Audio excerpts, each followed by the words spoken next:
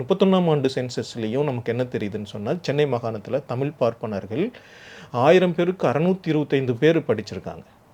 7% தான் ஒட்டுமொத்தமான கல்வி இருக்குதுன்னு சொன்னால், அதில் அவங்களுடைய எண்ணிக்கை ரொம்ப பெருசாக இருக்குது. இது நம்ம சாதி ஆதிக்கம், சமூகத்தில் இருக்கிற சமூக வேறுபாடுகள், அல்லது ஒரு வகுப்பினர் ஆதிக்கம் செலுத்துவது, இதையெல்லாம் ஏதோ கிராமப்புறத்தில் ஒரு வீதியில் நடக்கக்கூடிய விஷயம் அப்படின்னு நினச்சிட்டு இருக்கோம். இந்த தெருவுக்கும் அந்த தெருவுக்கும் பிரச்சனைப்பா, இந்த ஆளுக்கும் அந்த ஆளுக்கும் பிரச்சனைப்பா அப்படின்னு நினச்சிட்டு இருக்கோம். பிரச்சனை அது அல்ல. ஒட்டுமொத்தமான சமூக அமைப்பில் கல்வி, வேலைவாய்ப்பு, சமூக செல்வத்தை பகிர்ந்து கொள்வதில் அவங்க அதிக ஆதிக்கம் செலுத்துகிறாங்க அப்படிங்கிறதான் தொடர்ச்சியாக தெரிஞ்சது. இதெல்லாம் தெரிஞ்ச உடனே கேள்விகள் வந்துச்சா? வரல. 20ஆம் ஆண்டு 30ஆம் ஆண்டுகளில் தான் தொடர்ச்சியான கேள்விகள் வந்தது. அதுவும் எப்போ அப்படின்னு சொன்னால், டைரார்கி முறை, இரட்டையாட்சி முறை வந்த பிறகு, சைமன் கமிஷன், சவுத்பரா கமிஷன் 11 வந்துச்சு. அதுக்கப்புறம் சைமன் கமிஷன் வந்துச்சு.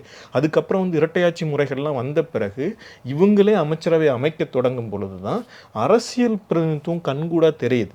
வெறும் அதிகாரிகள் மட்டும் இல்லை, அரசியல் பிரதிநிதித்துவத்திலையும் பெரும்பாலான பேர் பார்ப்பனர்கள், உயர் சாதியினர் மட்டுமே போய் கொண்டிருந்த வேலையில தான் பூனா ஃபேக்ட் வந்தது. உங்களுக்கு அந்த கதைகள்லாம் நல்லா ஞாபகம் இருக்கும்னு நினைக்கிறேன்.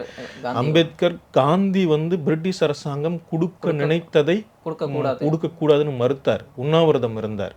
அன்னைக்கு அம்பேத்கரை ஆதரித்த ஒரே தலைவர் பெரியாரா மட்டும்தான் இருந்தார்.